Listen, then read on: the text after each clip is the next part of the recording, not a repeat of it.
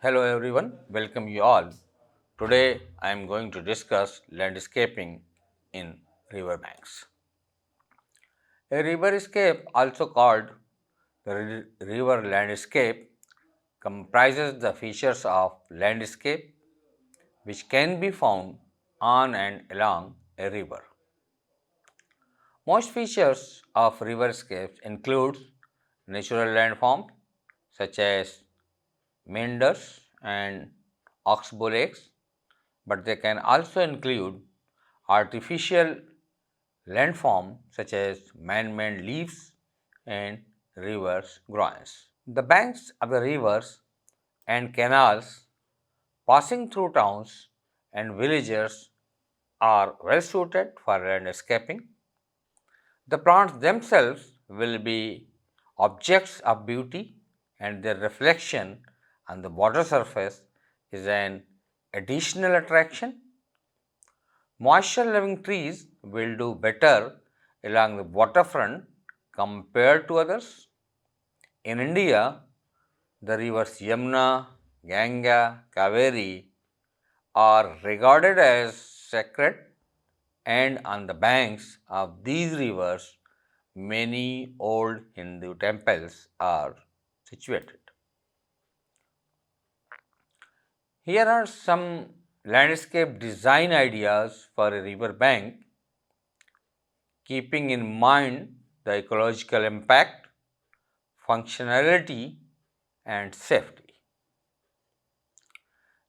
The first one is the naturalistic design that utilize native plants with various textures, heights, and colors to create a natural layered effect.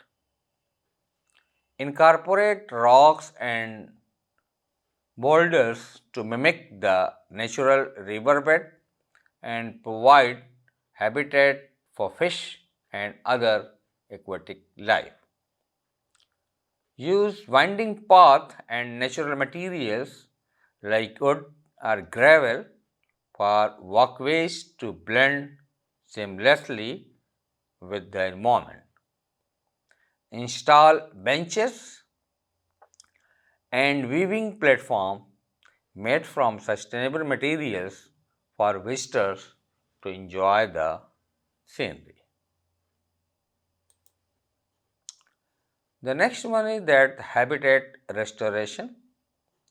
For this design, the focus on planting native trees, shrubs, and wildflowers that provide food and shelter for birds, butterflies, and other wildlife. Create nesting boxes and bird feeders to attract additional wildlife. Then use natural materials like logs and branches to create wildlife habitats. The plant that is aquatic along with the water's edge to improve water quality and provide habitat for fish and amphibians. The next one is urban oasis. It combines native plants with ornamental grasses and flowering shrubs for a visually appealing design. It creates walking and biking path to encourage active recreation. We have to install public art sculptures or water features to add visual interest. We should also include the picnic areas and playgrounds to create a space for families and communities to gather. The main river landscape characteristics can be divided into three sections of the river, each with distinctive features. What are those? That the upper course, middle course and the lower course river escape. So, these are the three main characteristics of the river landscapes. So, now we will take one by one.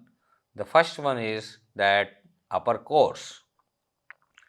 The first and steepest part of a river is its upper course.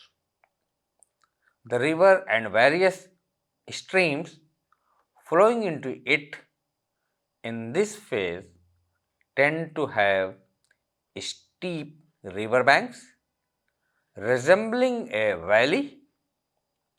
A lot of erosion takes place at this phase, and dramatic features like waterfalls are also not uncommon. As more water collects, the river gains volume and its velocity or speed increases. The next one is the middle course. In the next part of the river that's shown here, the middle course finds the river deeper and with more energy than the upper course. Erosion and transportation takes place in this place with the river landscape being flatter. The middle course also creates river landscapes called the meanders, which are bends in the river resembling a snake. The primary driving force behind the river landscape in the middle course is the lateral erosion carving away at the sides of the river. The next one is the lower course. The lower course is the widest and deepest point of a river, gradually slowing down before reaching the sea or a large body of water. The river landscape is very flat and forms flood plains, which during periods of flooding becomes filled with water and result in lots of deposition. At the very end of the river, deltas often form where the river splits into many smaller channels in a sort of fan shape and sediments are deposited before finally reaching the sea. At every course, river causes erosion of the soil. The most important in riverbank landscaping is the selection of plants which check the soil erosion. When selecting the plants for erosion control along a riverbank, it's essential to choose species that have deep and extensive root system capable of stabilizing the soil, reducing erosion and withstanding occasional flooding. Here are some of the plant options that are suitable for the erosion control in river banks. The first one is the switch grass, its botanical name is Panicum variegatum. It is native to the North America. Switchgrass has deep roots that help stabilize soil and prevent erosion. It is drought tolerant and adapts well to a variety of soil types. The next one is the fescue, that is botanical name is festuca species. Various species of fescue grasses such as tall fescue and fine fescue are known for their erosion control property. They form dense root system that bind soil together and thrive in full sun to partial shade. Then we have the another point, that is ground covers. In that we have the plants like that of the creeping junior, Juniperus horizontalis. The creeping junior is a low growing evergreen shrub that forms a dense mat of foliage, effectively covering soil and reducing erosion on slopes. Next plant in this category is the Bensa minor, also known as periwinkle. Bensa is a trailing ground cover with attractive green foliage and blue or purple flowers. It spreads quickly, forming a thick carpet that helps to stabilize the soil. The third category is the woody shrubs. The first example is the willows, that is Salix. Willows are the excellent for erosion control due to their fast growth rate and extensive root system. They are often used in riparian restoration projects to stabilize river banks and provide habitat for wildlife. This is the plant from which the first aspirin was isolated. Then we have another shrubs, that is red twig dogwood, that is Cornus sericea. This deciduous shrub is valued for its vibrant red stems in winter and its ability to thrive in wet soil conditions. It forms dense thickets and helps to hold soil in place on the river bank.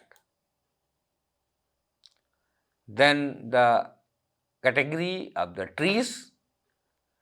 One of the tree, that is eastern redbud, botanical name is Cercis canadensis. Redbud trees are prized for their ornamental values with pink flowers in spring and heart-shaped leaves. They have a spreading root system that aid to erosion control on river banks. The next tree is the river birch. Botanical name is Betula nigra. River birch is well suited for planting along river banks due to its tolerance of wet soil conditions. Its attractive peeling bark adds visual interest and its roots help to stabilize the soil. Then we have another category, that is a native riparian plants. In this, the first one is the native grasses and sedges. Many native grasses and sedges are specifically adapted to riparian environments and excel at erosion control. Examples include blue stem, that is Andropogon gerardii, and river oats, that is Chesmanthium latifolium.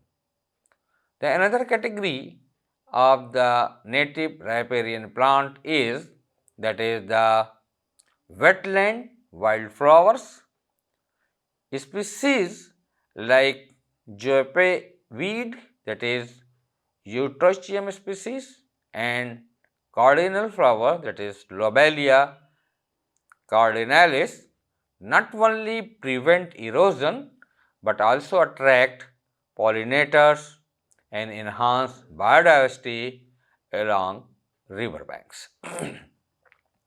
When selecting plants for erosion control on riverbanks, it's crucial to choose species that are well suited to the site soil, moisture levels, sun exposure, and climate condition. Additionally, consider the overall ecosystem and aim to use native plants whenever possible to support local biodiversity and ecosystem health. Here is the examples of riverbank landscaping in India. This image is basically showing the vicinity of the river Gomti, and at Lucknow it has aesthetically landscaped. The next is the river banks near the places of the historic importance, such as the Taj Mahal on the bank of the Yamuna River, which have also been landscaped with beautiful trees.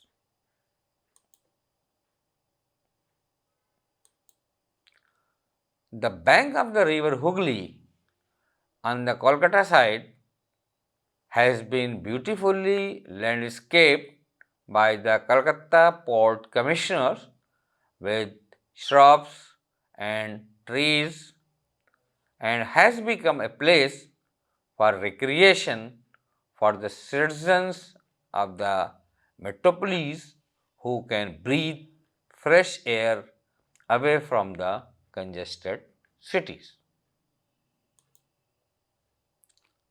Now, the importance of the riverbank landscape. The importance of the riverbank landscape lies in its numerous environmental, ecological, and societal benefits. What are those? That the erosion control. First one, that the properly landscaped riverbanks help to stabilize soil, prevent erosion, and reduce the risk of landslides. This is crucial for maintaining the integrity of river banks and protecting adjacent properties and infrastructure from damage. The next is that the habitat creation. The well-designed riverbank landscape provide habitat for a diverse range of plant and animal species, including fish, birds, amphibians, and mammals. Native vegetation along riverbanks supports biodiversity and contributes to the overall health of aquatic and terrestrial ecosystem. The next one is the water quality improvement. Water quality improvement. So, the riparian vegetation acts as a natural filter, trapping pollutants and sediments before they reach the water. The trees, shrubs, and grasses help to absorb excess nutrients, filter out contaminants, and improve water clarity, ultimately enhancing water quality in the river. The next important thing is the flood mitigation. Strategic riverbank landscaping can help to mitigate the impacts of flooding by absorbing and slowing down floodwaters. Riparian vegetation serves as a natural buffer, reducing the velocity of water flow and minimizing flood damage to surrounding areas. The next one is the aesthetic enhancement. A well-designed riverbank landscape adds beauty and visual appeal to the environment. Thoughtfully selected plants, trees, and hardscape elements can enhance the natural scenery, creating opportunities for recreation, relaxation, and enjoyment by residents and visitors alike. The next one is the recreation and education. So, landscape river bank provide opportunities for recreational activities such as hiking, bird watching, fishing, and kayaking. These areas also serve as outdoor classrooms where people can learn about the importance of river ecosystems, biodiversity, and environmental conservation. The next one is the cultural and historical values. The riverbank landscapes often have cultural and historical significance, serving as important sites for indigenous communities, historical landmarks, and cultural heritage. Preserving and enhancing these areas helps to maintain connections to the past and promote cultural awareness and appreciation. Then the next one is the climate resilience. Well-maintained riverbank landscapes contribute to climate resilience by sequestering carbon, reducing greenhouse gas emission, and mitigating the impacts of climate change. Healthy riparian ecosystems play a critical role in adapting to changing environmental conditions and supporting sustainable development. In summary, we can say that riverbank landscaping is essential for ecosystem, protecting biodiversity, enhancing water quality, mitigating flood risk, and providing valuable social, cultural, and recreational benefits to communities. So, this is all about today's lecture. Thank you for your patience.